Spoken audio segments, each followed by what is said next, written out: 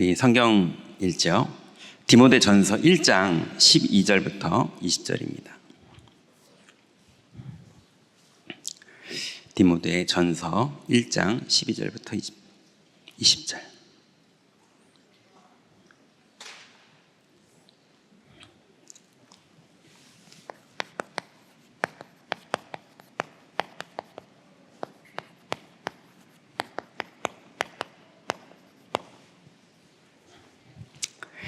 찾으셨죠? 1장 12절부터 20절까지 잘 아시다시피 바울이 디모데에게 쓴 편지죠. 같이 읽습니다. 나를 능하게 하신 그리스도 예수 우리 주께서 내가 감사함은 나를 충성되이 여겨 내게 직분을 맡기셨음이니 내가 전에는 비방자요 박해자요 폭행자였으나 도리어 긍휼을 입은 것은 내가 믿지 아니할 때에 알지 못하고 행하였음이라. 우리 주의 은혜가 그리스도 예수 안에 있는 믿음과 사랑과 함께 넘치도록 풍성하였도다. 미쁘다 모든 사람이 받을 만한 이 말이여. 그리스도 예수께서 죄인을 구원하시려고 세상에 임하셨다 하였도다. 죄인 중에 내가 괴순이라. 그러나 내가 긍휼을 입은 까닭은 예수 그리스도께서 내게 먼저 일체 오래 참으심을 보이사 후에 주를 믿어 영생 얻는 자들에게 본이 되게 하려 하심이라.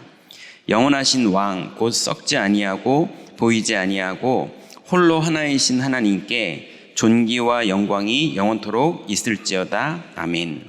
아들 디모데야, 내가 내게 이 교훈으로서 명하노니 전에 너를 지도한 예언을 따라 그것으로 선한 싸움을 싸우며 믿음과 착한 양심을 가지라. 어떤 이들은 이 양심을 버렸고 그 믿음에 관하여는 파선하였느니라.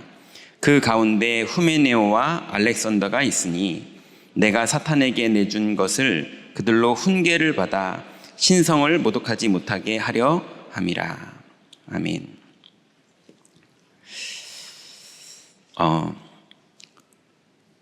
오늘 제목이 우리 7월 달에 기억해야 될 부분들이 나의 마음과 영의 상태, 이렇게 제목을 잡아봤습니다. 여러분들은 어떠신가요? 오늘 제가 본문에 이렇게 읽으면서 그리고 예전에도 이 구절을 묵상한 적이 있었는데 나는 죄인의 괴순이라 이렇게 바울이 말하는데요. 멋있다. 왜냐하면 저도 그렇게 멋있게 신앙 고백을 좀 하고 싶은데 죄인은 맞는데 괴수 쪽 수준도 안 되는 것 같아요. 그래서 좀 멋있게 사고를 크게 쳤어야 뭐서 괴수 소리라도 할 텐데 저는 그릇도 작아서 그렇게 큰 사고도 제대로 못 쳤거든요. 그래서 굳이 따지자면 죄인 중에 좀 잡범 정도? 그 정도 아닐까.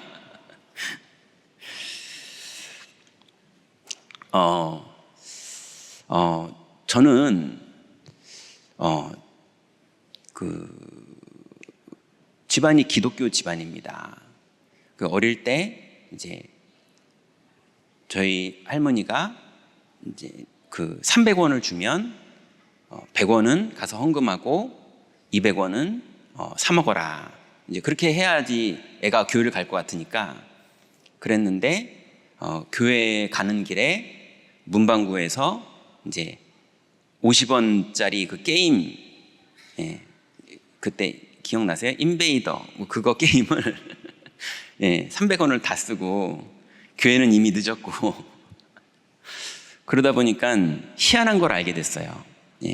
교회 주일학교 다 끝났는데도 교회를 가면 주일학교 선생님이 아마 보고를 해야 돼서 그런 건지 좋은 마음에 하신 건지 저를 살리려고 하신 건지 아무튼 출석으로 잡아주시더라고요. 그래가지고 제가 이제 그런 교회 행정의 허점을 이용해서 항상 어릴 때부터 잡범이 쓴 그런 시기였어요. 그래서 항상 이렇게 그랬거든요. 하나님 은혜로 하나님이 사랑하셔서 제가 자꾸 이렇게 주일학교를 빼먹고 300원은 받아가지고 오락하고, 그 다음 교회 끝날 시간에 이제 집에 가고, 그러니까 항상 교회 갔다 온 것 같잖아요.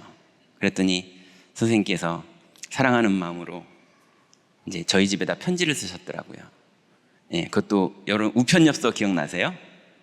예, 뒤가 다 보이는, 내용이 다 보이는 우편엽서로 사랑하는 종류나 왜 요즘 교회를 안 나오니 이러면서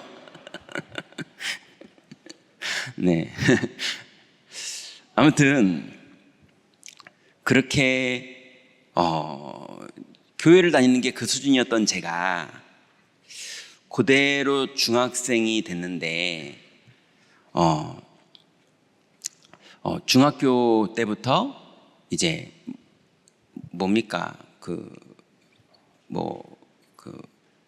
이치현과 번님들 이 노래도 좀 듣고, 그 다음에 박낭정 이러는 것도 좀 듣고, 뭐 그러다가 이제 중학교 3학년 때부터 이제 통기타를 치기 시작했고, 그리고 드디어 고등학교 1학년 때 이제 드럼을 샀어요. 예.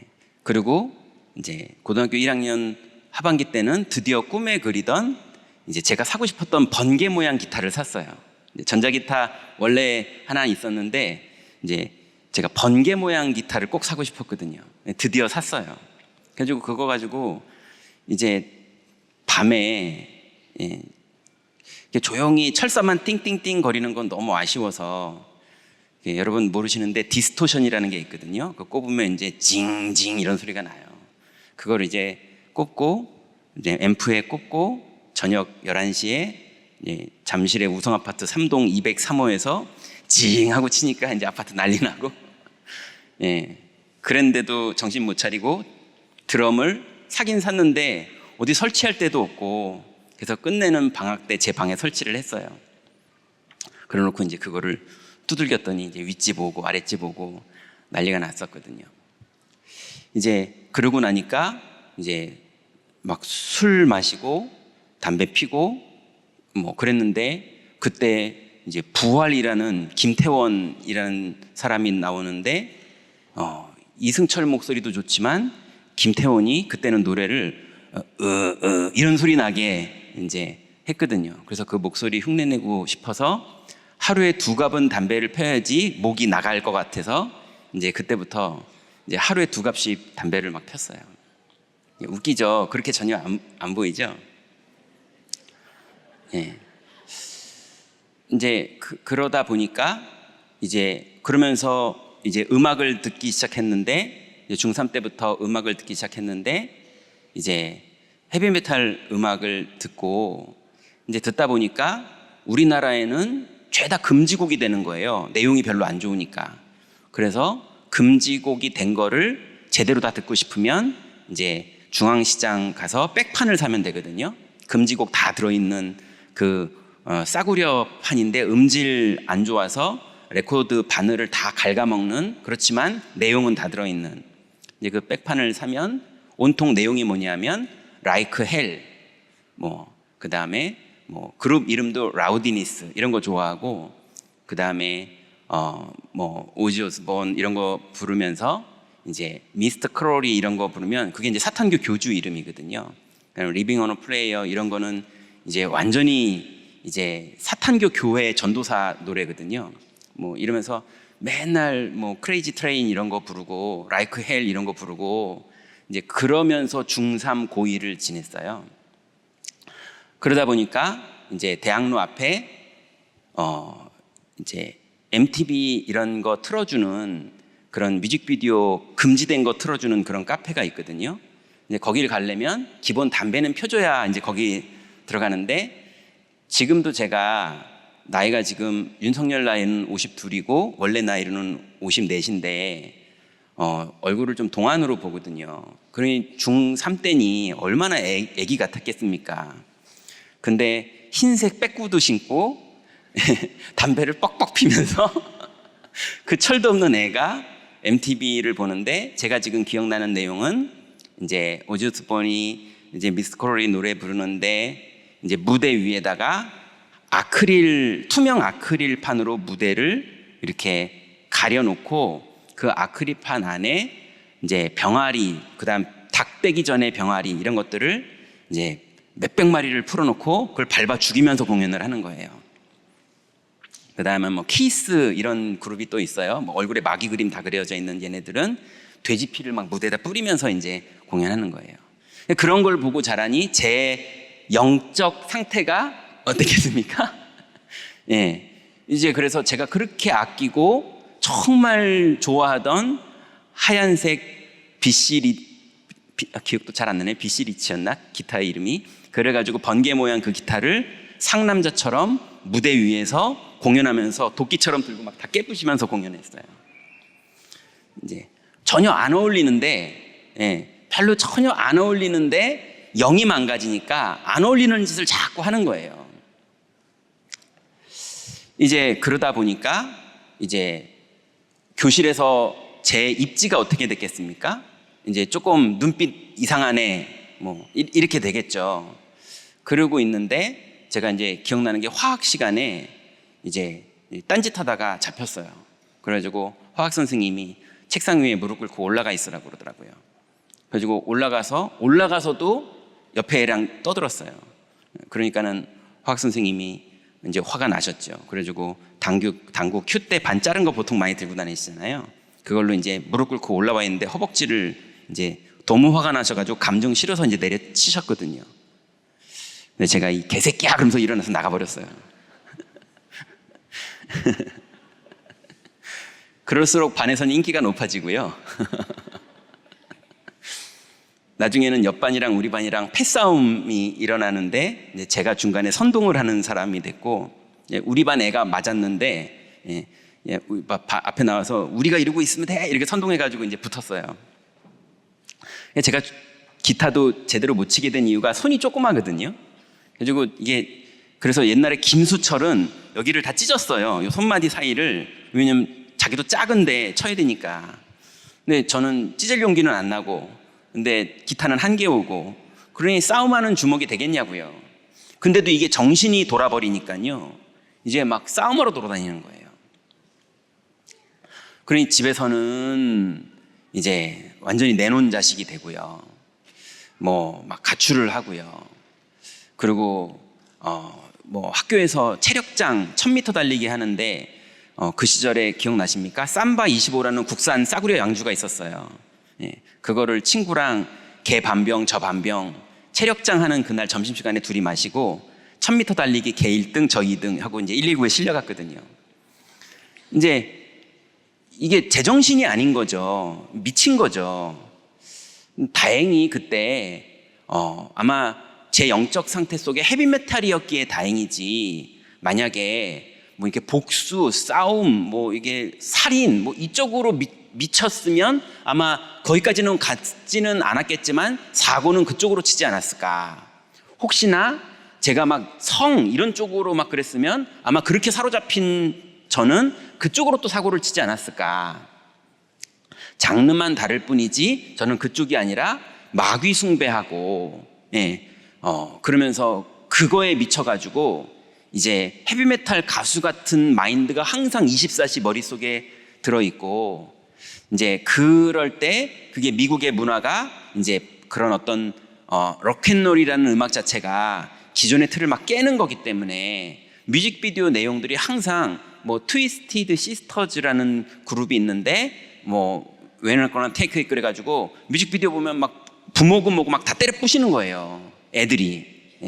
뭐 이렇게 고리타분한 어른들에 대해서 이제 아이들이 맨날 맞고 크다가 너 붙어버려라 이래가지고 뮤직비디오 내용이 아빠도 그냥 때려서 없애버리고, 엄마가 막 울고는 있지만 이 생각 없는 엄마 쳐버리고, 이제 나는 트위스티드 시스터즈 그 그룹을 따라서 모든 문화를 파괴하고 난 달려간다, 뭐 이런 거 보면서 자랐으니 제 어떤 행동들이 점점점 이제 표출되기 시작하는 거죠.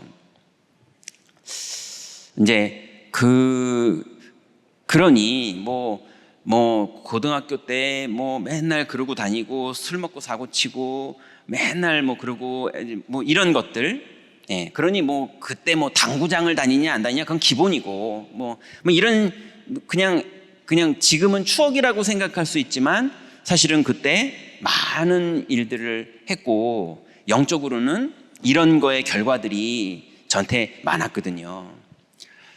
이상하죠. 이러면은 여자친구들이 아니고요, 후배, 선배, 뭐 같은 학년 여자애들한테 인기 엄청 많고요. 예, 저 좀 인기 많았습니다. 예, 그러니까 영적 문제가 많을수록 이상한 게 따라오는 거예요. 자랑스러울 것 같은. 이게 대충 영적 문제가 많으면 숨기는데요, 미친 듯이 많으면 이게 폭발이 되거든요. 그럼 그게 문화가 됩니다. 근데 저는 별거가 없는, 뭐 그렇게 되게 상남자도 아니고요. 그런데도 이게 귀신 들리니까 귀신 들린 거에 대한 육신적으로 얻는 게 되게 많더라고요. 귀신 덜 들린 애들이 다 따라오더라고요. 이제 그랬거든요. 그러다가 이제 고등학교 1학년 10월 셋째 주였어요. 제가 기억나요. 고등학교 1학년 10월 셋째 주 때 AFKN을 토요일 날 보면서 혼자 누워 있었는데, 그 레슬링, WWF 레슬링을 하고 있었거든요. 그거 보고 누워 있는데 저희 형이 아마 교회에서 총동원 주일이었나 봐요. 그래가지고 별로 성질 안 좋은 형이거든요. 그 형이 전 TV 보고 누워 있는데 일단 한 대 때리고 시작하더라고요. 가해자는 생각이 안 날 수 있겠는데 피해자는 기억이 납니다. 너 이 새끼 교회 오라고 그러더라고요. 그래가지고 맞고 교회를 따라갔어요. 그랬는데 뭐 어떤 과정인지 잘 기억은 안 나는데 어느 날부터 제가 교회에 앉아있기 시작했어요. 앉아있는데 제가 기억나는 장면은 목사님이 주일날 설교를 하시는데 좋은 말이다 이런 생각이 들더라고요. 내용은 기억이 안 나요 지금도. 근데 그냥 좋은 말이다, 나같이 악한 사람은 저런 좋은 말을 좀 들어야겠다, 이런 생각이, 고1 때 뭐 얼마나 악했다고 애 생각에 나같이 악한 사람은 저런 말을 조금 귀담아 들어서 순화시켜야겠다, 이런 생각이 들 정도로 제가 어떤 하는 행동이나 이런 것들이 제가 보기에도 위태위태한 것들이 꽤 있었거든요.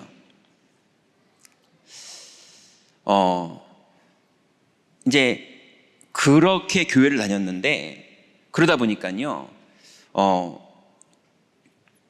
눈 감고 기도하라고 해서 눈을 감았는데요, 여러분은, 남자분들은 좀 아실걸요? 눈을 감으니까요, 눈 감으면 까매지잖아요. 이 까만 하늘이 당구다이로 보이더라고요. 저는 그랬어요. 딱 눈 감으니까 하얀 공, 빨간 공이 딱딱딱 하면서 각이 딱 보이는 거예요. 자꾸 기도하려고 눈만 감으면 자꾸 각이 나오고 뭐 이래가지고요, 기도가 집중이 안 되고 그렇게 학생 시절을 보내면서 살았거든요.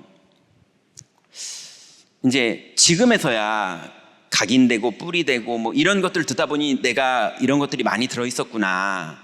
그런데 이제 그때는 이제 그러다 보니까 막 회개하라고 막 이러고, 그래가지고요, 제가 회개하려고 그러니까요, 얼마나 회개할 게 많은지요. 뭐 회개할 게 천진 거예요. 그래가지고 학생회 예배 안 오고 당구장 갔던 거 회개하고, 뭐 이렇게 패싸움 붙었던 거 회개하고, 술 마셨던 거 회개하고, 그게 고1 때 얘기예요. 뭐 그거부터 시작해서 그 교회에 누군가가 또 퍼나르면 안 되니까, 지금 우리나라에 여러분 이름 되면 아는 남자 가수가, 배우도 하고 가수도 하는 그 친구가 그때 초등학생이었어요. 근데 되게 잘생겼거든요. 지금 보니까. 그때는 코찔찔이 꼬맹이라서 별로 잘생기지 않았는데, 근데 걔 누나는 중학생이었는데요, 제가 걔를 꼬셨어요, 교회에서. 되게 이뻤거든요. 그러니까 교회에서 생각해 보세요. 교회에서 제가 이치현과 번님들의 이치현보다 안경에 색깔 넣고 다니는 거 먼저 했거든요. 고등학교 1학년짜리가 교회로 오는데 안경은 반 색깔 넣어서, 갈색 색깔 넣어서 쓰고 다니죠. 옷은 롱코트, 영혼본색 주윤발보다 제가 먼저 입고 다녔거든요. 롱코트 입고 다니죠. 저기 종로에 탑골공원 옆에, 그때 그 극장 이름이 뭐지? 거기서 콘서트를 저희끼리 해요. 그거 하고 오는 날이면 꽃다발 받은 것도 있고, 그렇지만 학생회 예배는 가야 되니까 그 꽃다발에다 롱코트에다가 선글라스에 머리 다 무스 바른 거 그대로 학생회 예배는 또 와요. 그럴 때 안 와야 되는데 오면은 막 여자애들이 오빠 기타 쳐주세요 그러면요 라이크 헬 막 쳐주고 그랬거든요. 교회에서 뭘 모르니까, 창피한지도 모르고 그게 뭔지도 모르고, 그러니까 막 그랬거든요. 그러니까 제가 지금 볼 때 교역자분이 되게 싫어했을 것 같아요. 예, 교회 오면은 막 여자애랑 사귀지, 막 라이크엘 쳐대지, 예, 학생회 예배하고 있는데 중간에 막 그러고 들어오지. 이게 교회에 도움이 전혀 안 될 것 같은데 제 딴에는 회개하는 마음으로 온 거였거든요. 그러놓고 회개를 하라고 그러니까 제가 그때부터 회개할 게 너무 많은 거예요. 다른 학생들보다 제가 많겠습니까? 적겠습니까? 막 선생님한테 개새끼라고 소리 지르고 나갔죠. 맨날 뭐 땡땡이 치고 나가죠. 뭐 그 학교 점심시간에 술을 마시죠. 뭐 이런 식이니까 회개하라고 그러니까 또 그 짓 했다가 교회 오면요 회개하고 싶은 거예요. 월요일부터 또 그 짓을 할 거면서. 제가 회개를 하는데 회개의 내용이 많으니까요 하다가 눈물도 나더라고요. 눈물을 흘리면서 잘못한 거를 진심으로 말하기 시작했거든요. 그러니까 30분 동안 말하더라고요. 그러니까 권사님들이 주변에서요 제가 믿음이 좋다고, 예, 애가 30분이나 눈물을 흘리면서 기도한다고. 그래가지고 저는 지금 믿음이 없어서 회개 기도를 하는 건데 이분들이 자꾸 믿음이 좋다고 그러면서 자꾸 그러는 거예요. 근데 저는 지금에서야 이런 어떤 구조가 그려지지 그때는 그럴 때가 아니어서 그냥 막 늘 반복이에요. 야한 거 안 보고 싶은데 어느 날 비디오 빌려서 봤어요. 예, 그래놓고 근데 다시는 안 해야지 이래놓고 막 회개하고 또 담배 피고 술 먹고, 예, 막 뭐 여러 가지 많은 것들을 하고, 그래놓고 또 교회 오면은 진심으로 회개하고, 이거를 맨날 왔다 갔다 했거든요. 그러다 이게요 어느 날 거기가 이제 순복음 재단의 교회였거든요. 그러니까는 막 방언하는 분들이 많았어요. 그게 막 방언들 하더라고요. 그래가지고 어느 날 저도요 뭐 입에서 뭐가 나오더라고요. 그게 막 방언을 하다 보니까 이제 기도가 길어지는 거예요. 30분만은 제정신으로 하던 기도였는데 방언으로 하니까 이게 뭐 내용도 없고 막 입에서 막 샬라샬라 나오잖아요. 그래가지고 그걸 하다 보니까 제가 금요기도회가 10시에 시작을 하면 설교 듣고 이제 불 끄고 기도를 11시부터 시작하면요 새벽 4시까지 기도를 한 적도 있어요. 이제 한번 새벽 4시 이렇게 딱 기준을 끊으니까요 막 새벽 2시, 3시까지는 그냥 막 하는 거예요. 그러니까 막 눈물 흘리죠, 방언하죠, 새벽 4시까지 하죠. 그러니까는 고등학생인데 저보고 주일학교 교사라는 거예요. 얘 믿음 좋다고. 근데 저는 아직도 삶은 그대로거든요. 하나도 바뀐 게 없거든요. 고민만 심각하게 하고 있는 애지 행동과 각인된 건 하나도 바뀐 게 없었거든요. 그러니까 오히려 저가 그런 상태의 사람을 주일학교 교사로 쓰면 안 좋은 것 같아요. 지금도 제 생각은 그래요. 그런데 마음은 계속 뉘우치고 싶고, 근데 제가 기억나는 어떤 날이 있었는데요. 새벽 4시까지 기도를 하고, 여러분 새벽 4시까지 기도를 하고 아버지는 교회 가지 말라고 그러는데 저는 그걸 결단하고 교회까지 와서 기도를 하니 금요기도회 다 끝나고 새벽 4시쯤 되니까 내 옆에 아무도 없어요. 아무도 없는데 끝까지 기도했다는 은근한 자기의의 자부심이 생기더라고요. 그렇게 되는데 그렇게 기도하고 새벽 공기를 마시면서 혼자 그 새벽에 차도 없으니까 혼자 집까지 먼 길을 걸어올 때 그 뭐 희열이 있더라고요. 뭔가 내가 떳떳한 것 같고 잘한 것 같고 하나님 앞에. 그렇지만 아빠는 핍박하고 있고, 그렇지만 내가 혼자 버스도 없는 이 새벽에 시원한 공기를 마시면서 시커 놀다가 이제 혼자 걸어가는 그게요 뭔가 그게 뭔지 모르겠어요. 그냥 혼자 희열이 있더라고요. 근데요 그날 아침부터 비디오 빌려봤어요. 제가 기억나는 장면이에요. 안 되는 거예요. 그 수준이니 제 인생이 이거 분명히 교회 가면 믿음 좋다 그러고 나는 진심으로 하나님 앞에 하고 있고, 근데 내 삶은 엉망진창이고, 근데 엉망진창인 나를 교회에서는 너 믿음 좋다고 그러고, 도대체 뭐가 뭔지를 그때 모르는 거예요. 그러던 저였고요. 그러다 보니까 어떻게 말해야 되죠? 웬만한 현장에서 범죄하고 저한테 상담 나는 너무 큰 죄를 졌다 그러면요, 제가 볼 때는 뭐 크다 나쁘다 죄인이다 아니다 그걸 떠나서요 별로 충격이 안 돼요. 예, 나는 이런 식이다 보니까 그 사람에 대해서 네가 그런 죄를 졌다고 이러지 않고요, 뭐 사람이다 그렇지 이런 느낌이 드는 거예요. 이제 그런 어떤 기준이 제 안에 있으면서 살아가다 보니까요, 제가 현장에서 모르겠습니다. 저는 센 사람들을 되게 많이 만나봤어요. 그래서 무당이 복음받고 돌아온 경우도 있고, 스님이 몇 년이 아니죠, 몇십 년을 한 스님이 복음받고 돌아온 경우도 있고, 또 별의별 범죄자들, 저는 여러분 그런 적 있으세요? 저는 트랜스젠더들 15명 정도 전체가 모여가지고 복음 좀 전해달라고 그래가지고 트랜스젠더 바에 조명이 아예 켜지는 게 없어가지고 뺑글뺑글 돌아가는 거 그거 불 켜놓고 트랜스젠더들한테 한꺼번에 복음 전하고 영접시키고 그런 적이 있을 정도로 제가 험한 부분들을 살아봐서 그런지 하나님이 험한 현장의 사람들이 별로 이렇게 괴리감이 안 느껴지면서 복음 전할 수 있는 문들을 많이 열어주셨거든요. 이렇게 겪으면서 이 사람들이 제가 겪지 못했던 어떤 귀신을 접하고, 그 다음 영적 문제의 어떤 심각한 행동들과 범죄들과 이런 현장들을 보고 거기에 같이 눈물을 흘리면서 복음을 전하고 들어갔는데, 이 사람들이 복음 받고 돌아오고 이렇게 되면서 저는 완전 생 불신자들, 안양 사동의 성인 노래방 주인이었던 사람이 계속 도우미들 옆에 앉혀놓고 노래방 하고 있는 그 사람이 계속 그 노래방에서 새벽 3시부터 4시까지 귀신을 계속 보고 있어서 그 사람한테 복음 전하러 들어가고 이런 현장들이요. 지금 경희교회 집사님이거든요.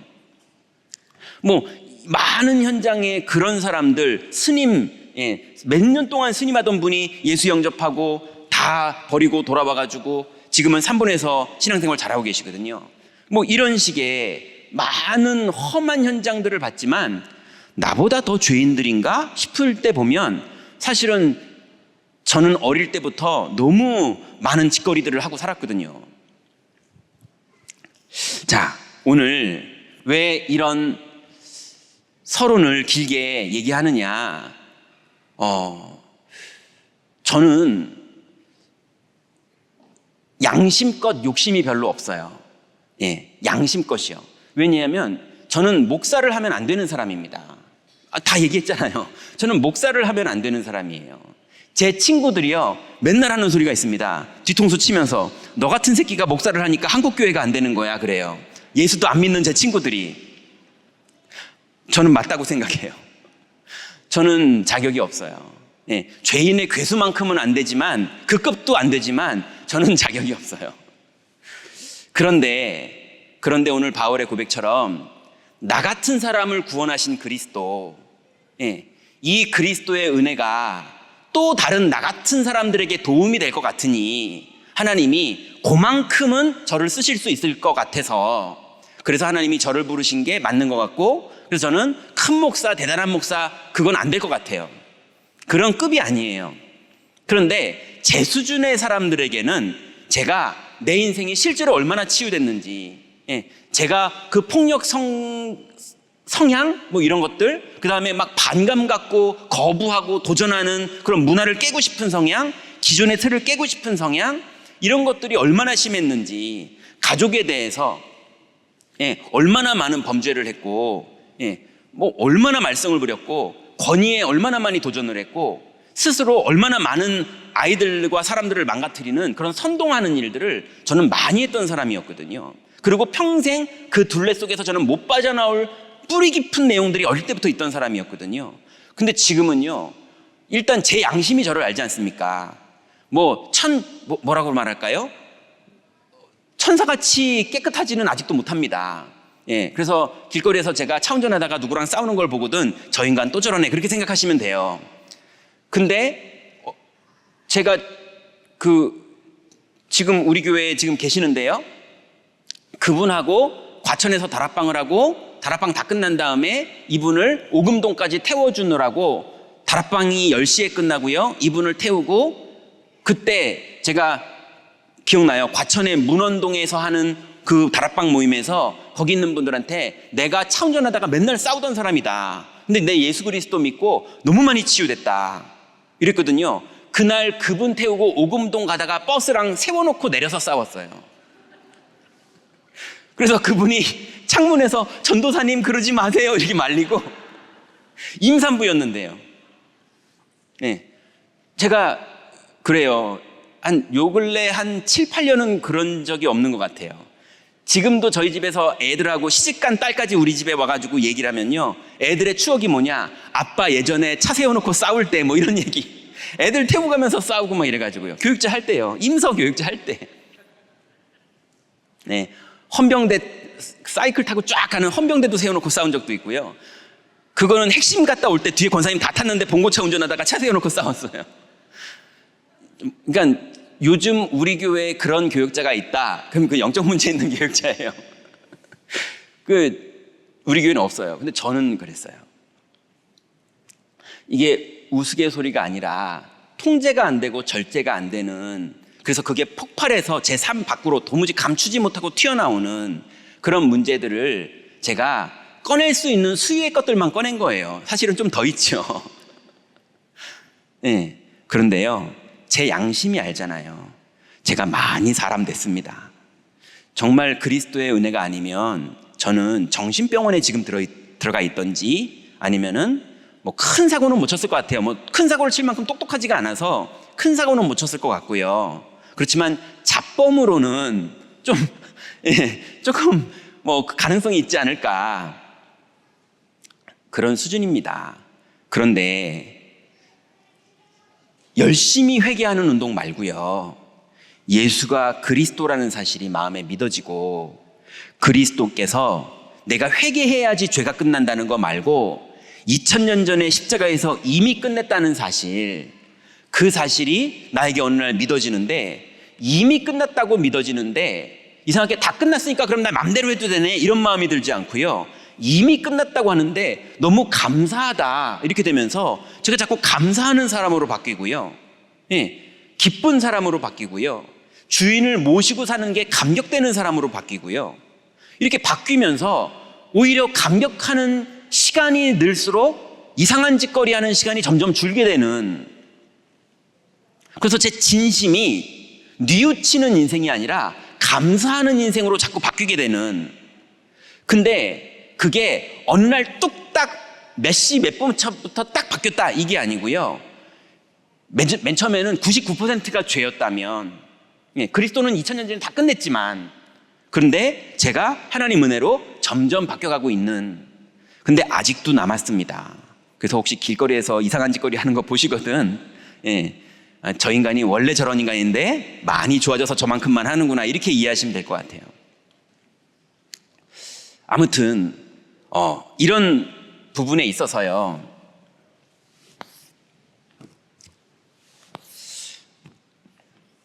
첫 번째 보니까 죄란 무엇인가?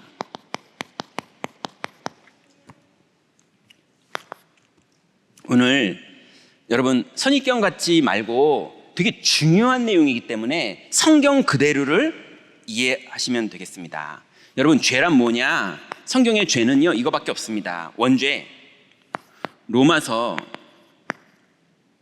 5장 15절부터 17절. 오늘 조금 시간이 가더라도 우리 성경을 좀 몇 군데 찾아보면서 했으면 좋겠습니다. 로마서 5장 15절부터 17절 바울이 한 말이죠.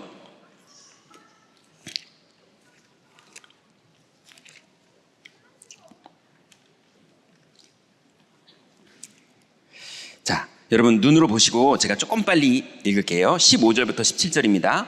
그러나 이 은사는 그 범죄와 같지 아니하니 곧 한 사람의 범죄를 인하여 많은 사람이 죽었은즉 더욱 하나님의 은혜 또한 한 사람 예수 그리스도의 은혜로 말미암아 선물은 많은 사람에게 넘쳤느니라. 또 똑같은 얘기를 합니다. 또 이 선물은 범죄한 한 사람으로 말미암아 온 것과 같지 아니하니 말미암은 것과 같지 아니하니 심판은 한 사람으로 말미암아 정죄에 이르렀으나 은사는 많은 범죄로 말미암아 의롭다 하심의 이름이니라. 또 17절에 이제 정확하게 정리를 끝내죠.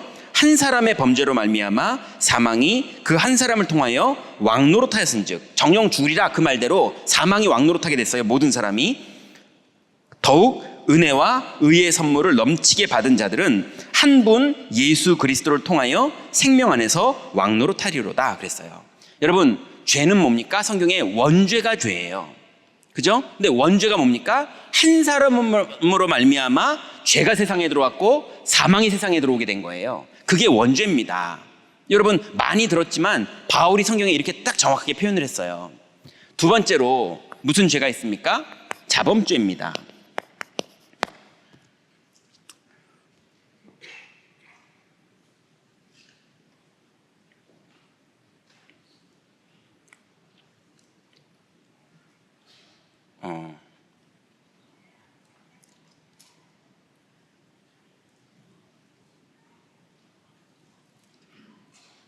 네.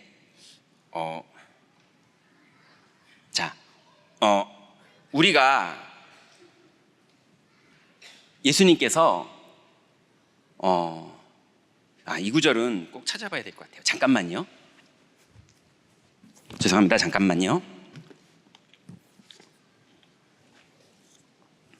제가 성경 구절을 잘못 써놔가지고요. 마태복음 12장 31절.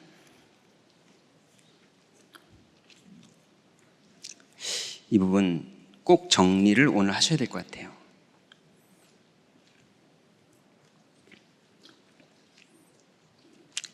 예수님께서 직접 하신 말씀이고요. 자범죄 중에 사하심을 받지 못하는 죄를 예수님이 언급하신 부분입니다. 31절, 32절 같이 읽습니다. 그러므로 내가 너희에게 이르노니 사람에 대한 모든 죄와 모독은 사하심을 얻되 성령을 모독하는 것은 사하심을 얻지 못하겠고 또 누구든지 말로 인자를 거역하면 사하심을 얻되 누구든지 말로 성령을 거역하면 이 세상과 오는 세상에서도 사하심을 얻지 못하리라. 자, 예수님이 자기가 원죄 말고 이제 자범죄 부분에 대해서 말씀하신 부분이세요.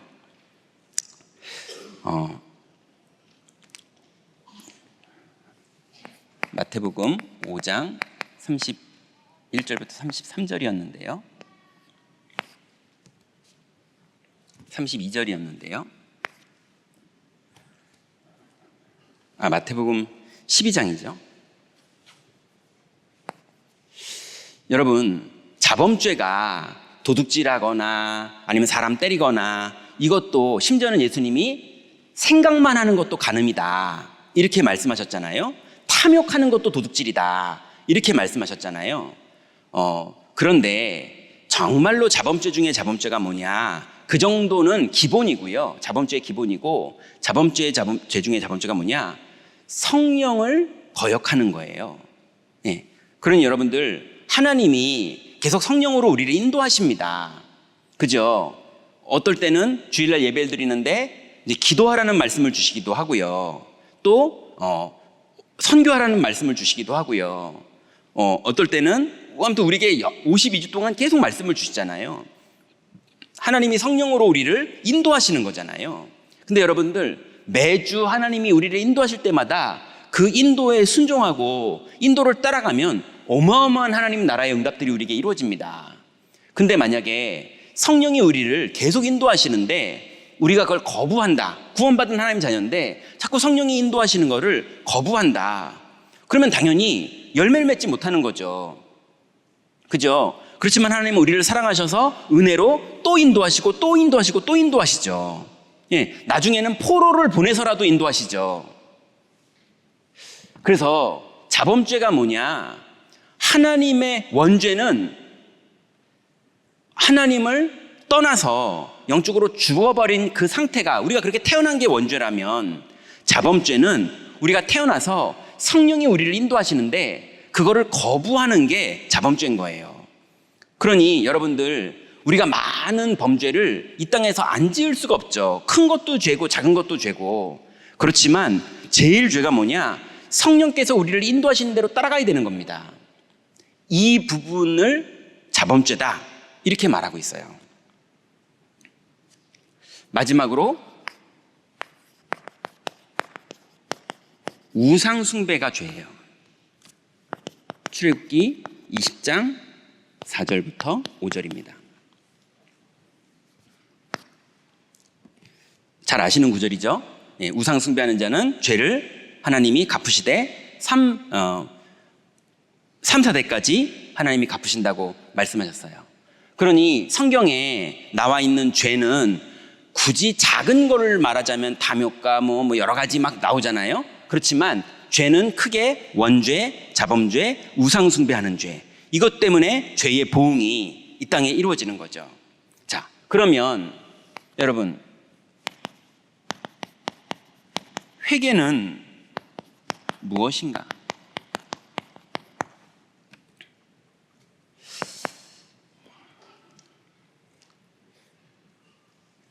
회개는 뭐냐면요, 그리스도를 주인으로 영접하는 것, 이게 회개입니다.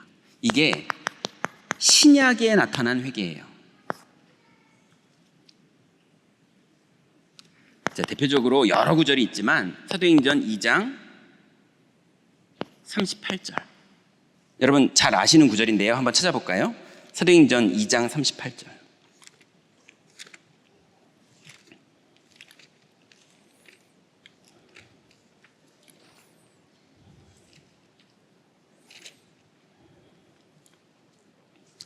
제가 빨리 읽을게요. 베드로가 이르되 너희가 회개하여 각각 예수 그리스도의 이름으로 세례를 받고 죄사함을 받으라. 그리하면 성령을 선물로 받으리니, 그랬어요. 여기서 각각 너희가 회개하라는 말은 도둑질한 거 뉘우쳐라, 이 말이 아니잖아요. 그죠? 하나님은 믿는 사람들인 거예요. 유대인들이니까요. 하나님의 존재를 믿고 있는 거죠. 그런데 하나님이 보내기로 한 메시아이신 메시아를 기다리는 것도 하고 있었던 사람이에요. 그죠? 메시아를 기다리는 걸 하고 있었지만 예수를 메시아라고 고백하지는 않은 사람들이라고요. 그런데 오늘 베드로가 너희가 각각 회개하여 예수 그리스도를 영접하라는 거예요. 무슨 말인지 이해되십니까? 신약의 회개는 뭐냐? 예수가 그리스도인 사실을 고백하는 게 회개입니다.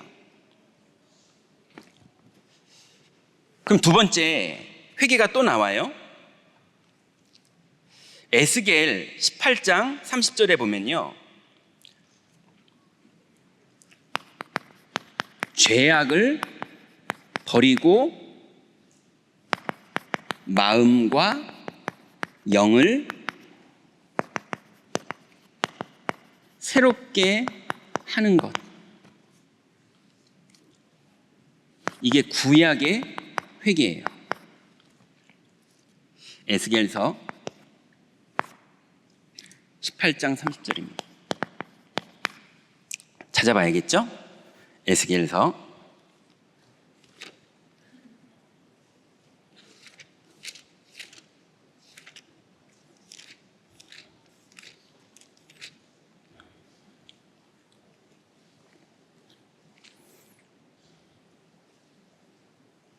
30절 같이 한번 읽습니다. 주 여호와의 말씀이니라. 이스라엘 족속아, 내가 너희 각 사람이 행한 대로 심판할지라. 너희는 돌이켜 회개하고 모든 죄악에서 떠날지어다. 그리한즉 그것이 너희에게 죄악의 걸림돌이 되지 아니하리라. 31절이요. 너희는 너희가 범한 모든 죄악을 버리고 마음과 영을 새롭게 할지어다. 이스라엘 족속아, 너희가 어찌하여 죽고자 하느냐. 그 회개가 뭡니까? 우상을 버리고 불신앙을 버리고 마음과 영을 새롭게 하는 게 회개입니다. 그러니 하나님 앞에 불신앙하던, 이해되십니까? 막 뭐 이렇게 어떻게 말해야 되죠? 행동의 얘기가 아니라 하나님 앞에 마음과 영적 상태가 불신앙을 하던 그 상태를 돌이키는 거를 구약에는 회개라고 말하는 거예요.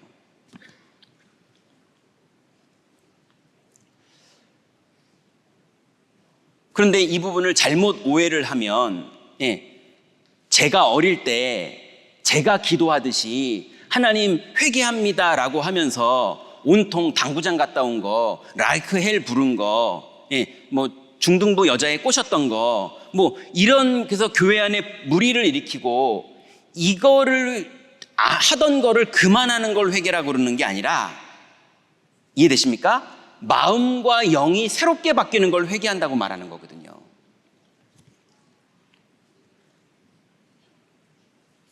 그렇게 되면, 이 두 가지가 되면 저절로 어떤 일이 벌어지냐면요, 나의 고집과 영적 문제와 그리고 나의 상처를 넘어 말씀에 순종하게 되는 거예요.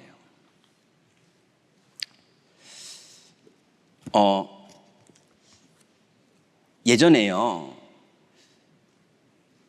주일학교, 제가 초등학교 1, 2, 3학년 아이들을 맡았을 때 얘네들을 데리고요, 저기 양평에 있는 이제 수련원에 가서 여름성경학교를 했어요.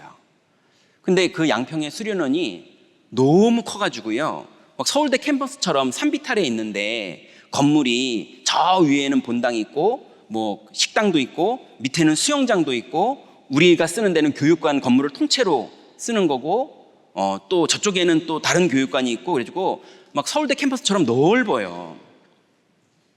그런데 거기서 이제 여름성경학교를 하는 거예요. 그 아이들이요, 그날 너무 많이 은혜를 받아가지고요, 막 성령 충만하고 거기에 캠프파이어 했는데 막 애들이 막 눈물을 흘리면서 찬양하고, 그 다음에 1강 설교 들은 걸 가지고 애들이 성극을 만들어가지고 팀별로 성극 발표를 하고, 그러면서 막 믿음으로 이제 집에 돌아가서 믿음으로 살겠다고 포럼하고, 그러면서 이제 애들한테 밤에 컵라면도 막 부모님 몰래 컵라면도 주고 사이다도 주고, 일단 몸이 망가지든 말든 마음 문을 열어야 되니까 그냥 막 좋아하는 걸 막 다 주고, 이러니까 아이들이, 제가 설교를 하면요, 그냥 제 말 한마디에 다 집중하는 거예요. 너무 이제 마음도 열렸고 막 좋고 뭐 이러니까요. 그래가지고 막 메시지를 하는데 애들이 막 은혜 받고 막 기도하고 캠프회하고 성극하면서 믿음의 성극들을 막 써가지고 발표를 하고, 이러고 나서 나중에 포럼했더니 이젠 집에 들어가서 믿음으로 살 거고 막 이러면서 했거든요. 그때쯤 되니까 사이다도 마셨겠다, 뭐 옥수수도 먹었겠다, 캠프파이어 때 고구마 그것도 꺼내서 먹었겠다. 애들이 12시쯤 되니까 이제 오줌 말이 온 거예요. 그래서 화장실을 가라고 보냈더니요, 못 가요. 왜 못 갑니까? 왜 못 가죠? 귀신 나올까봐 무서워서. 그 밖에 뭐 부엉이는 부엉부엉거리죠. 뭐 이런 애들이 얼마나 겁나겠어요. 화장실은 다 밖에 있잖아요. 그런 데는요. 애들이 아무리 은혜 받아도요, 귀신 나올까봐 무서워서 못 가더라고요. 심지어는 제가 그때 생각해 봤어요. 아니, 얘네들이 랩넌트로 자란 애들이기 때문에 어릴 때부터 무슨 무당집에서 자라거나 이런 애들이 아니기 때문에 그런 애들이 있겠지만 조금밖에 없을 거고, 대다수가 부모님이 어릴 때부터 교회를 보냈던 이런 애들인데, 얘네들이 귀신책을 본 적도 다른 애들보다 훨씬 적을 거고 거의 안 본 애들도 많을 거고, 맨날 뭐 그냥 성경에 나와 있는 얘기들 그런 거 동화책으로 엄마들이 집에서 사줘가지고 맨날 그런 거 보고 맨날 교회 다니고 맨날 학원만 다니고 이런 애가 왜 12시에 못 갈까요? 이상하더라고요. 원주가 정말 이런 건가 보다 싶기도 하고요. 근데 사실은 저도 그랬어요. 저보고 혼자 가라고 그러면 저도 겁날걸요? 그때 그랬어요. 여러분, 그 새벽 3시에 교회 복도가 얼마나 무서운지 경험 안 해보셨죠? 네, 제가 처음으로 새벽 3시에 예전 도곡동 때 전도사였을 때, 초등학교 전도사였을 때 여름 성경학교 준비하느라고 막 작게 만들어가지고요, 행정실에만 있는 칼라 프린터 A3가 나오는 걸 써야 돼서 그걸 가지고 전체 성경학교 아이들이 다 각자 성경학교 장소에서 써야 되니까 그거를 다 만들어서 프린터로 뽑는데 느리게 나오거든요. 예전에 그 잉크젯 프린터요. 그러니까 그걸 다 작업 끝내니까 새벽 3시더라고요. 그때 여고괴담이 되게 유행이었던 시절이었어요. 그래가지고 교회 복도에서 새벽 3시에 문을 열고 놨더니 긴 교회 복도 끝에 비상구 이렇게 초록색 불만 딱 켜져 있고요. 교회 복도가 깜깜한 거예요. 근데 그 프린터물을 들고 나오는데 갑자기 여고괴담이 딱 생각나면서 탁탁탁탁 오는 그게 생각나는 거예요. 그래가지고 그걸 질끈 눈 감고 나와가지고 질끈 눈 감고 나와가지고 그 기억나세요? 예전에 도곡동에서 이렇게 해서 교육자실 밑으로 계단으로 이렇게 내려와가지고 101호인가 거기 지나서 이제 입구로 나오면 도경역이 있는 거잖아요. 그래가지고 입구로 나오는데 다 간 줄 알고 황항구 장로님이 문을 잠가 놓으셨더라고요. 손에는 다 들고 있죠. 깜깜하죠. 머릿속에는 여고괴담 장면 때문에 소름이 다 끼치고 있죠. 근데 전도사죠. 제가 그랬거든요. 그런데 어느 날 복음이 계속 묵상되고 무속 현장에 들어가서 복음 전하고 많은 부분에 귀신에게 시달리는 사람들과 상담하고 이러면서 샤머니즘적으로 전설의 고향에서 가르쳐주는 귀신론과 성경이 말하는 귀신론이 다르다는 걸 알게 됐고, 사실을 알고 나니까 무섭기는커녕이요, 제가 처음으로 저를 보고 놀란 게 어디더라? 경기도 어디 저수지에서요, 아무도 없는 저수지에서 저 혼자 밤낚시했어요. 여러분, 아무도 없는 깜깜한 저수지에 혼자 밤새도록 아무도 없는 데서 낚시를 한다는 게 사실은 되게 무서운 거거든요. 근데 제가 치유가 됐는지 아무렇지도 않더라고요. 당연히 그 이후로 제 영적 상태가 치유된 이후로 영적 문제 중에 그런 귀신 문제라든지 샤머니즘적인 문제가 있는 분들이 계속 문 열리기 시작하는 거예요. 제가 그 부분이 치유되니까 하나님 사람을 계속 붙이시더라고요. 무슨 얘기하려고 말하느냐, 여러분, 제가 귀신이 무서웠는데, 그렇지만 메시지는 막 어린이들이 왜 이렇게 무서워하냐고 막 메시지하고 마귀는 멸해졌다고 막 그러고 메시지 했지만, 제가 혼자 있을 때는요, 무서워서 근데 문 잠겨가지고 막 바들바들 떨면서 이게 왜 안 열려 막 그러면서 이러고 있는 제 영적 상태, 제목처럼 제 영적 상태가 그랬었거든요. 그랬다가 제가 그리스도가 믿어지면서 지금은요, 좀 제발 한번 제 앞에 나타났으면 좋겠어요. 진짜로요. 남들 다 봤다는데 저만 못 봤거든요. 정말로 우스갯소리가 아니라 정말로 이젠 확신이 있어요. 여러분, 이게 회개 아닐까요? 안 믿어지던 제가 실제로 믿어지는 상태로 바뀌는 것, 저는 이게 회개가 아닌가 싶거든요. 그러니 여러분들, 회개가 도둑질하는 거 나 손 못 잡고 너 들켰으니까 오늘부터 회개해, 이렇게 시키는 게 회개일까요? 아니면은 복음으로 계속 치유되는 과정 속에 내가 가지고 있었던 탐욕도 내려놔지고, 내가 가지고 있었던 음란도 내려놔지고, 내가 가지고 있었던 거짓말하는 습관도 내려놔지고, 내가 가지고 있었던 귀신 무서우던 그것도 내려놔지고, 이렇게 온전케 돼가는 게 회개일까요? 그리스도가 믿어지는 게 회개예요. 그리고 그 믿음으로 내 삶 속에 하나씩 적용되면서 이 부분이 치유되는 게 회개죠. 완전히 끝나는 날은 언제냐? 주님 오셔서 천국 갔을 때. 그렇지만 이 땅에서 제가 분명히 목사를 하더라도요, 제가 회개가 안 됐으면 분명히 어느 날 여러분들에게 들키는 목사가 됐을 거예요. 길바닥에서 싸우는 게 들키던, 헌금 도둑질 하나는 잡히는 게 들키던, 뭐 아니면 이상한 딴짓 하나가 잡히는 게 들키던, 아니면 그런 게 들켜야 될 전데 잘 안 들키잖아요. 잘 숨긴 것도 있지만 너무 많이 없어진 걸 제가 알잖아요. 여러분, 정말 회개가 뭐냐? 신약에서는 그리스도를 주인으로 영접하는 게 회개예요. 구약에서는 죄악을 버리고 마음과 영혼을 새롭게 하는 게 회개예요. 그러면 내가 옛날에 가지고 있던 각인됐던 고집, 영적 문제, 상처를 주님 앞에 내려놓고 말씀으로 내가 치유되는 것, 이게 회개입니다. 그러면 세 번째요,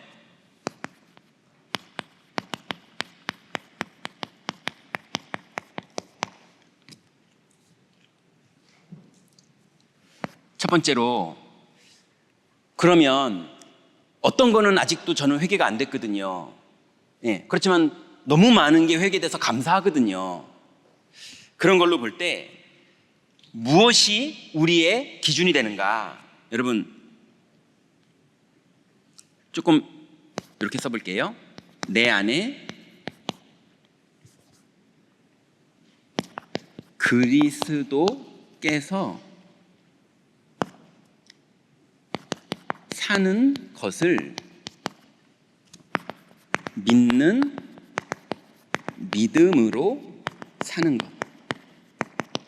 이게 갈라디아서 2장 20절입니다. 내가 그리스도와 함께 십자가에 못 박혔나니 그런즉 이제는 내가 사는 것이 아니요 내 안에 그리스도께서 사시는 것이다. 그래놓고 바울이 뒤에 뭐라고 말합니까? 이제 내가 이렇게 회개가 덜 된 나지만 오라 공고한 자로다 이렇게 말해야 될 정도로 나도 부족한 나지만, 내가 죄인 중에 개순이라 이렇게 말할 정도로 내가 부족한 나지만, 그렇지만 내가 육체 가운데 사는 것은 나를 사랑하사 나를 위해서 십자가에서 죽으신 그리스도를 믿는 믿음 안에서 사는 것이라. 이게 바울의 고백이었어요. 여러분, 여러분의 기준이 뭡니까? 7번 넘어져도 상관없습니다. 우리는 7번 넘어질 사람이 아니라 700번 넘어질 사람들이었잖아요. 넘어지는커녕 아예 누워있을 사람들이었잖아요.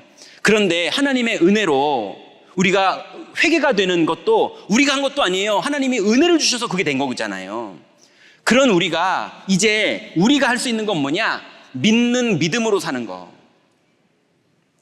여러분 7번 넘어져도 누가 나를 정죄해도 여러분은 믿는 믿음으로 사시기 바랍니다. 그게 우리의 회개의 기준이에요. 아니 제가 분명히 새벽 4시까지 회개를 했다니까요. 근데 7시부터 죄를 또 짓더라니까요. 그게 회개입니까? 그건 과정일 수는 있겠죠. 진짜 회개가 뭐냐? 오늘도 그리스도를 믿는 믿음 안에서 사는 거. 여러분 이게 회개입니다. 그렇지만 두 번째는 뭡니까? 우리에게 축복이 뭐냐면요, 여러분 양심이 있다면 또 성숙하다면 우리에게 축복이 뭐냐? 내가 죄인임을 기억하는 것.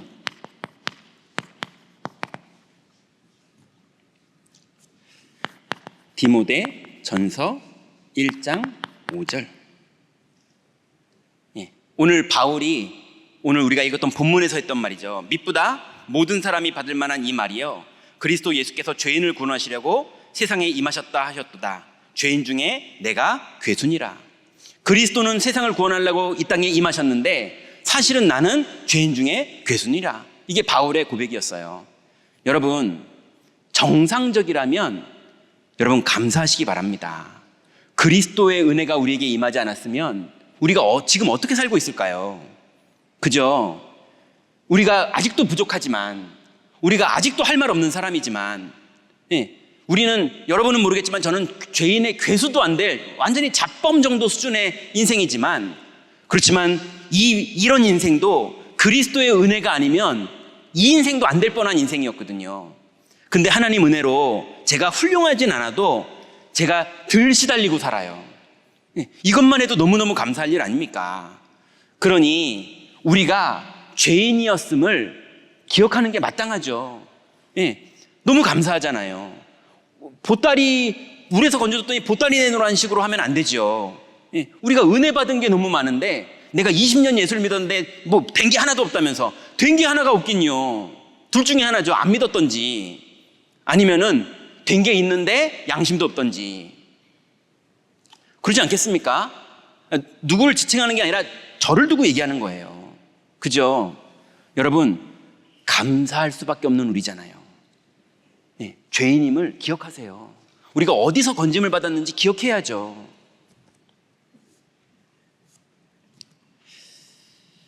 그러면서 하나님이 이런 우리를 건지신 이유가, 왜 건지셨느냐? 본이 되는 믿음의 증인으로. 디모데전서 1장 16절 한번 볼까요? 디모데전서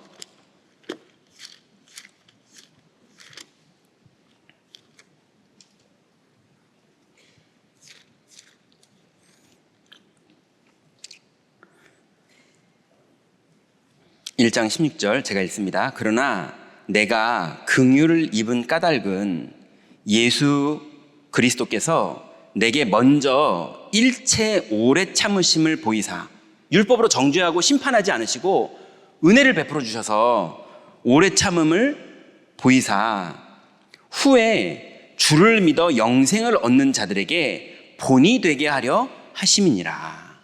예. 일단 저는 훌륭한 바울 같은 사람에게는 본이 될 그릇은 안 되는 것 같아요. 근데 제가 할 수 있는 영역이 있는데 되게 잡스러운 사람들, 이런 사람들에게 제가 증인으로는 설 수 있을 것 같아요. 예, 제가 너무 수준이 낮으니까 수준 낮은 그 현장만 보고만 해도 전 세계에 제가 알기로는 수준 높은 사람보다 수준 낮음이 훨씬 숫자가 많다고 유 목사님께서 50% 이상은 다 수준 낮다고 말씀하셨잖아요. 제가 그 현장은 제가 맡을 수 있을 것 같아요. 제가 상위 10%는 못할 것 같아요.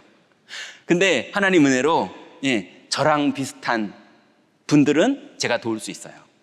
제 양심을 다 열고 다 오픈해서 도울 수 있어요. 그래서 하나님이 거기에 증인으로 쓰시려고 저를 부르셨습니다. 저는 감사할 노릇이고요. 이것만 평생 하고 살으라고 그러는 그런 거를 할 수 있게 해주신 게 너무 감사할 뿐이에요. 그래서 본이 되는 믿음, 누구에게 훌륭한 본이 되는 그런 걸 말하는 게 아닙니다. 죄인의 괴소에서 구원받은 거의 본. 네 번째로, 그래서 이제 우리가 어떻게 살아야 되느냐? 선한 싸움을 싸우는 믿음. 디모데 전서 1장 20절.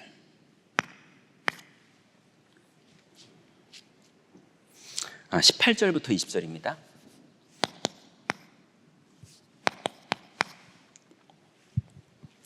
제가 빨리 읽을게요. 아들 디모데야, 내가 내게 이 교훈으로서 명하노니 전에 너를 지도한 예언을 따라 그것으로 선한 싸움을 싸우며 믿음과 착한 양심을 가지라. 어떤 이들은 이 양심을 버렸고 그 믿음의 관원은 파산하였느니라. 그 가운데 후메네오와 알렉산더가 있으니 내가 사탄에게 내어준 것은 그들로 훈계를 받아 신성을 모독하지 못하게 하려 함이라. 그러니 여러분들 뭐 이상하게 분위기상 뭐가 딱 맞는 것 같은데 그렇게 오해하지 마시고요. 우리는 뭐만 하면 되느냐? 믿음의 선한 싸움만 싸우면 됩니다. 뭐 이거 저거 판단할 필요도 없고요. 우리는 우리 길 가면 됩니다. 우리 길이 뭐냐? 죄에서 해방받았기 때문에 회개하고 믿음으로 사는 거예요. 그러면서 감사하면서 사는 거예요. 그래서 믿음의 선한 싸움을 실제로 싸우면서 가는 거예요. 여러분 7번 넘어져도 괜찮습니다. 왜냐하면 여러분이 수준이 어떤지 제가 알고 있어요. 왜냐하면 제가 수준이 더 안 되기 때문에 제가 누구를 정죄할 만한 그런 수준이 안 돼요. 그러니 우리 7번 넘어지더라도 쓸데없이 막 사람들 정죄하지 말고 하나님이 주신 은혜에 집중하면서 다 도와가면서 그러면서 가는 겁니다. 이거 하는데 전 세계가 여기를 통해서 다 구원받게 되는 거예요.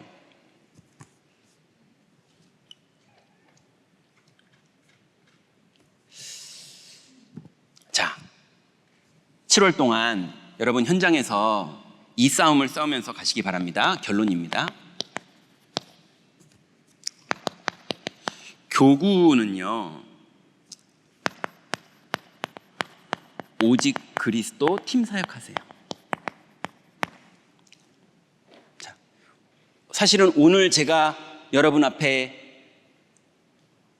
좀 포럼을 비슷하게 하듯이 좀 시간이 길면서 뭐 하나님 말씀도 아닌 엉뚱한 소리를 많이 하긴 했는데요.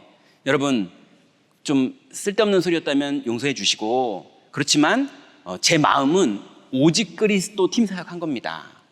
여러분 현장에서 우리가 막 설교를 잘하거나 막 신학을 훌륭하게 공부했거나 뭐 그런 사람들은 아니잖아요. 내가 만난 그리스도, 이분이 나를 얼마나 치유하셨고 나에게 얼마나 감사한 분이고 나에게 귀한 분인지 이 복음을 솔직하게 현장에서 포럼하셔서 정말 현장에서 이 복음을 가지고 살아나는, 이 복음에 반응하는 그런 사람들과의 만남의 축복을 여러분의 구역 현장에서 실제로 누려야 됩니다. 이게 안 되니까 뭐 이렇다 저렇다 많은 분들이 이유가 많으시더라고요. 이유가 많으신 분들 보면 제가 뭐가 좀 안타깝냐면요, 그분이 뭐 이렇다 저렇다가 아니고 뭐가 안타깝냐면 이 사람의 상태가, 그분들의 상태가 너무 오늘 이대로가 아니에요. 성경대로가 아니에요. 하나님의 은혜와 구원의 감격, 이게 아니에요. 그래서 좀 안타까워요. 심지어는 맞다 틀리다 중에 틀리다도 있지만 맞다 하는 분들도 이상하게 이게 아닌데 자꾸 맞다고 그러시면서 이게 아닌 상태로 자꾸 맞다고 그러는 것도 별로 좋은 거 아니거든요. 여러분, 우리는 그거 아닙니다. 믿음의 선한 싸움을 싸워야 되지 엉뚱한 싸움 싸우면 안 됩니다.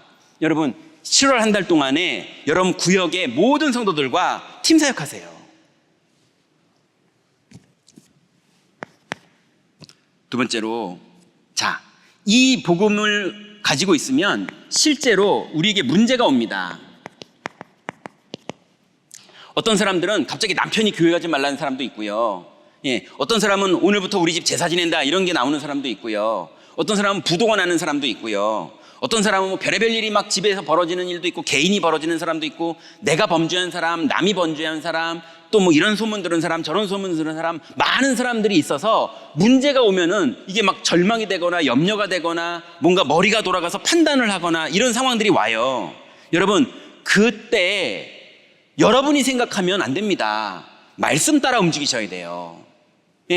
그래서 여러분, 문제가 오거든 자꾸 피하거나 좋게 생각하거나 나쁘게 생각하거나, 좋게도 생각하지 말고 나쁘게도 생각하지 말고 하나님의 말씀이 뭐라고 말했는지를 붙잡고 그것 따라가세요. 문제를 실제로 직면하세요. 긍정적으로도 말하지도 마시고 부정적으로도 말하지도 마시고요, 피하지도 마시고요. 여러분, 실제로 복음 가지고 직면하세요. 그렇게 되면 여러분이 저절로 뭐가 되느냐? 그렇게 되면 상태가 딱 이렇게 됩니다. 당연하죠. 이렇게 되면 여러분이 뭐가 되느냐? 지역의 망대가 되시는 거예요. 반드시 그 상태를 가진 사람에게 하나님 문을 여십니다.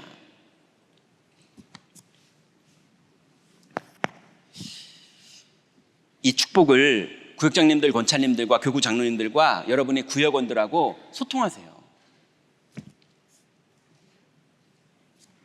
두 번째, 렘넌트 파트입니다. 개인별 맞춤 사역, 이거 하세요. 렘넌트들이 보니까 너무 영적 상태가 갭이 커요. 어떤 애들은 너무 종교적으로 잘하고 있는데 영적으로는 문제가 있는 친구도 있고요. 어떤 친구는 영적으로는 잘하고 있지만 성향이 말을 잘 안 하는 성향이라 되게 살갑게 붙질 않으니까 뭐 쟤는 좀 그런가? 이런 사람도 있고요. 어떤 아이는 막 저처럼, 옛날 저처럼 방황하는 사람도 있고요. 이렇게 복음이 선명한, 이렇게 선포되는 교회인데 이상하게 아이가 나는 죄인이야 그러면서 율법적으로 잡혀있는 애도 있고요. 여러 아이들의 상태가 다 다르거든요. 그러니 한꺼번에 우리 반은 이래 이렇게 뭉텅거리지 마시고 한 명 한 명과 상담해서 개인별 맞춤으로 거기에 맞게 답을 주고 사역을 하시고 치유해 주는 사역을 하셔야 됩니다. 그래서 모든 주일학교 선생님들 개인별로 아이들을 한꺼번에 묶는 부분도 묶어야 되지만 나눠서 이 아이의 상태에 따라 도와주셔야 돼요. 그리고 교육자들도 그렇게 해야 됩니다. 두 번째로, 기초 메시지 확립.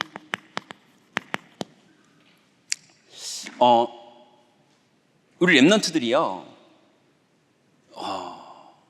개인별로 다르겠지만 심지어는 렘넌트들 말고 어른들까지도요, 기초 메시지가 너무 확립이 안 돼 있는 것 같아요.